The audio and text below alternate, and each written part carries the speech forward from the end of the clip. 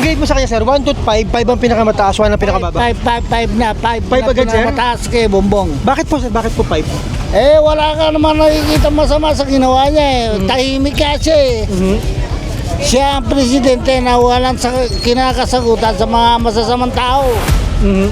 Hindi katulad ng iba na maraming sinasabi. Sila ang tunay na magnanakaw. Sir, yung mga isyong binabato nila kay BBM, yung bangag. Dito to, sila ang bangag. Gawa na, mapapatunayan na sila na gano'n ng mga sabo dito. Sir, sa 3 taon na panunungkulan ni BBM as president, ano po mabibigay mong grade sa kanya sa performance niya? 1 to 5, ito yung pinakamababa 1, 5 yung pinakamataas. Sa opinion mo lang po, sir, sa observation ninyo bilang Pinoy. Mga 4. 4 po, sir. Medyo may papunta na po sa pinakamataas, sir, no? Oo. Opo. Okay lang po siya sa inyo, sir. So far, okay lang po yung performance niya para sa inyo. Para sa akin medyo Para sa akin medyo kulang pa konti. Kulang pa po. Karagdagan. Opo. Kaya 4 lang ang binigay niyo. Number 1 una, yung mga intrigasyon sa PRRD, dating president natin. So may issue doon. Pero hindi siya nagkaroon ng issue, hindi si BBM nagkakaroon ng issue yun, pero may issue. May issue about doon. Pero sa panunungkulan niya, kulang pa po para sa inyo. kulang para sa akin. Kasi number 1, drugs. Opo. Criminality, drugs. Sa tingin niyo ba, sir, medyo pangit na naman yung sitwasyon ng drugs sa bansa? Automatic pangit talaga. Kasi hindi malaya ang sambayan ng Pilipino na magkaroon ng katahimikan. At saka takot ang mga tao pumasyal o saan-saan silang area, lugar pumunta kasi dahil sa drugs. Nagbalikan naman ang drugs. Bumalik na naman, sir. Mas safe po ba nung panahon ni PRRD, sir? Siyempre, nakita naman natin yung ginawa ni Kahit may Pangulong mga sinasabi na EJK, pero mas safe pa rin yung para sa inyo yung time na yun. yung extrajudicial Ay, killing. mga sinasabi na may mga Yung extrajudicial killing, si Ferdinand, si Pangulong Duterte, sa campaign pa lang, sinabi niya, 3 months to 6 months, lilinisin ko ang buong Pilipinas. Buong Pilipinas Hindi yun. pa siya presidente? Hindi lang Luzon. Hindi pa, campaign pa lang yun. Tatakbo pa lang siya bilang presidente. Yan sabi niya, 3 months to 6 months, pag siya ang nakaupo, lilinisin niya. It will be bloody. Sabi niya, it will be bloody. Oo, Sabi niya. lilinisin niya ang buong Pilipinas. So, hindi siya pwedeng sisihin kasi binoto siya eh. Yun ang sinabi niya eh, no? Sinabi niya, hindi naman siya sinabi na iboboto Oo siya. nga, pero binoto siya ng tao, no? Binoto siya ng tao kasi ang plataforma niya, ginawa niya. Oo. Hindi yung kwentong barbero lang tayo. Ginawa niya talaga. Mas safe po nung time niya kaysa ngayon. Sip. Sige po. Kasi lahat ng kahit government related sa kriminalidad, takot. O sa lokal na mga government o lahat official na mga supervisor nasa Senado, takot sa kanya. Sir, ano po yung naramdaman niyo nung nadala sa Netherlands si PRRD? Sang-ayon po ba kayo sa nangyari na yun, sir? Hindi na siya sa Netherlands, sa ICC. Wala kasing proper coordination yun eh. Opo. Dapat may magkaroon tayo ng legal dismissal. Bago i-dismiss yung tao, may proper coordination. So tingin niyo, sir, mali yung nangyari? Mali yung Hindi ko naman masabi kasi hindi naman ako expert talaga dyan. Pero sa ating naririnig sa mga balita natin, walang proper coordination. Agad-agad siya na nilipat, dinala doon. Para sa akin lang, hindi nasunod yung proseso, parang gano'n. mayroon talaga, may justice tayo. Saan yung Philippine justice natin?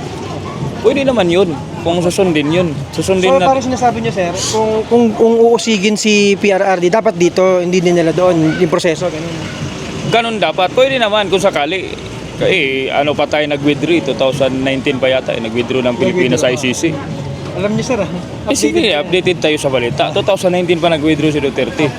Sa ICC na yun, International Court na yun. Investigation crime. Salamat po sa opinion niyo, sir. God bless po. Kahit po kayo. Sige. Thank you po. Boss kayo, sir.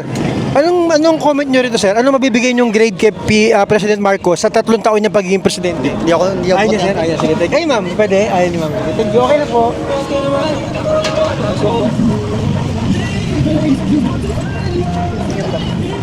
Sir, pwede ba yung mabala? 5 segundo lang, sir. Okay lang ba?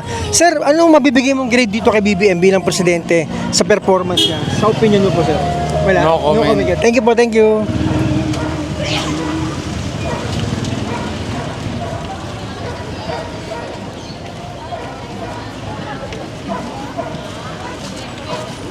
Medyo busy iba rito.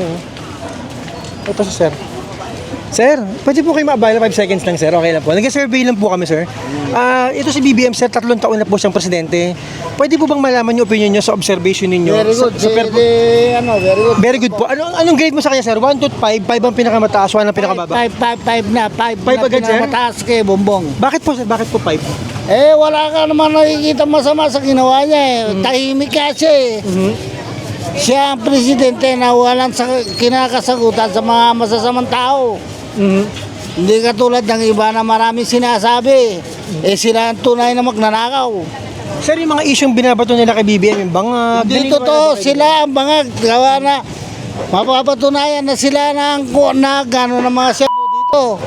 Yung panahon nila, sir? Opo. Sige po. Salamat po sa opinion niyo, sir. Thank you po, thank you. Ito sila, sir. Dito tayo. Sa loob. Ha? Ito, ma'am. Madam. Madam.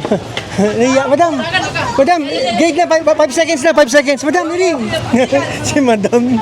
Madam, 5 seconds lang. Dali. Marian. Ayaw ni madam. Ikaw. Hindi ka na, madam. Sige na. Ayaw ni madam. Sir, pwede makuha opinion mo rito, sir? Opinion nyo lang po bilang Pilipino sa kay BBM, 3 taon na siyang presidente, sir. Wala kayo alam niya. Sige, thank you po, thank you. Nanay kayo, Nay, pwede makuha opinion mo rito, Nay? 5 seconds lang. Ano po ang grade mo kay BBM bilang presidente sa 3 years?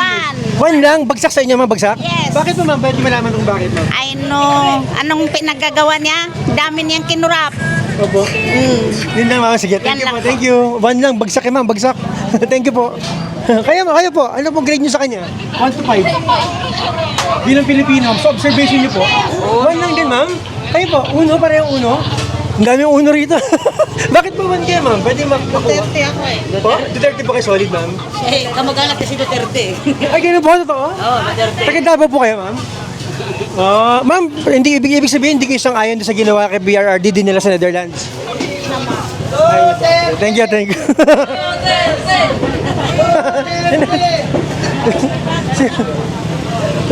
you.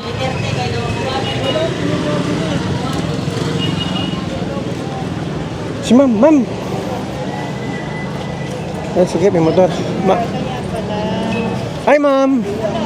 Ma'am, pwede makuha opinion, ma'am, 5 seconds lang. What's your opinion on this, ma'am? Ano po magbibigay mong grade kay BBM for 3 years niyang president? Bawal po kami. Bawal po? Sige po. Thank you po. Ano to? 2 lang kayo, sir, 2? Bagsak. Sige, thank you. Kayo, sir, ano po mag-grade niyo kay BBM? 1 to 5. 5 ang pinakamataas, 1 ang pinakamababa. 5. Perfect score, sir? Bakit po, sir? Bakit po? Tagalite ako. Okay, kababayan po. Mga Romualdez, sir. Thank you. Ma'am, pwede mabala, ma'am? Okay lang po. Ay, okay. Sige, thank you. Mga last 5 na lang, last 5.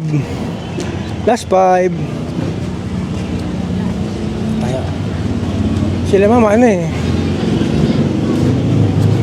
Last 5 na tayo. Yan. Sir, pwede kayo mabala, sir? 5 seconds lang. Nag-survey lang po kami, sir, kung okay lang. Sir, ano pong opinion nyo rito, sir? Kay BBM, 3 years na po siyang presidente. Kung gagradean nyo po siya sa performance niya sa 3 years, ano po mabibigay mong grade, sir? 1 to 5? 5 ang pinakamataas, 1 ang pinakamababa, sir. Sa tulang siguro. Parang medyo bagsak, sir. Oo, bagsak Bakit po, eh. sir, pwede makuha po yung opinion nyo? Bakit? Para marinig po ng mga Kasi kababayan. parang ang daming mga problema pa rin ng Pilipinas sa ngayon eh. Na hindi pa rin nasolve. Hindi pa rin nasosolve. Oo. Meron pong halimbawa, like what po, sir? Kagaya nung sa flood control ng di ba? Bicol, binaha sila pero may budget yun. Pasan pa napunta yung ano? Ay, yung sinasabi nila na nasa report na yung billion. Oo, di ba billion yun eh. May meron pa po, sir. Yun lang siguro Sige po. yun. Thank you po sa opinion niyo, sir. Salamat po. God bless po. Sir, kaya pwede makuha opinion niyo, sir? Sir, kung gagradean mo si BBM sa 3 years niyang pagiging presidente, ano pong grade mo sa kanya, sir, sa performance? 1 yung pinakamababa, 5 yung pinakamataas. Siguro mga lang 2. Bagsak din, sir. Bakit po, sir? Bakit bagsak? Wala. Parehas kayo ni sir. 2 din yata. Parang wala namang kasing nangyari. Hindi niyo ramdam, sir? Hindi Oo. ko ramdam. Sige po. Thank you po. Salamat po sa opinion. Ito, si sir. Sir, kayo, sir. May opinion po kayo rito, sir. Ano po mabibigay mong grade kay BBM? 3 taon na siyang presidente.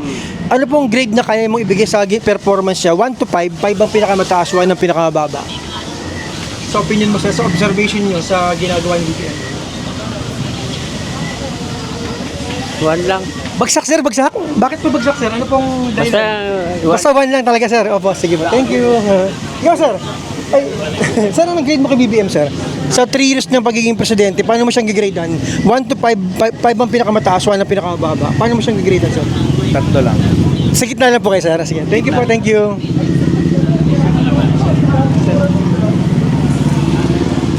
Makain sila eh. Ito. Sir, pwede makuha opinion niyo, sir? Okay lang, 5 seconds lang po. Survey lang po, sir. Sa 3 years na pagiging presidente ni BBM, paano mo po siyang gigradean? 1 to 5, 5 ang pinakamataas, 1 ang pinakamababa. Sa observation niyo po as Filipino. Sa iyo, ma'am, 1 lang po kayo, ma'am. Kaya, sir, ano po sa inyo? Bagsak sa inyo, ma'am, bagsak? No? 3 po sir sa middle. Kasi ma'am, bakit po 1, ma'am? Pwede niyo po i-share para marinig ng kababayan natin. Kasi, kumbaga wala siyang nagawa para hindi bumaba yung yung mga bilihin natin. Yung bilihin, tama. Tapos, syempre yung sahod din, minimum wage lang. So, kumbaga hindi siya, Hindi ba po ano? so hindi siya nagmamatch dun sa taas ng bilihin and then dun sa sahod ng tao. Ay, ibig sabihin, mas pahirap yung tao. Pamahal yung bilihin, yung Tapos, sweldo dito mataas. same pa din, dito mataas. Kaya sir, bakit po 3 ang nasabi niyo? May point naman din yung opinion niya. Pero ang aking opinion ko lang din, minsan kasi nakakabasa rin ako ng mga sa Bayan News na ginagawa din ni BBM. So I think may mga wala naman perfect na tao, so may mga disadvantages at advantages din. So kaya nasa middle lang ako. So meron din po kayo nakikita kahit paano na Oo, yun, sa social media po. Opo. Kasi ayun lang. Salamat po sir sa opinion. Thank you po. Ayan, dito na. Last na yun sila sir. Okay na. Outro na tayo. Ayan guys ha. Ayan po.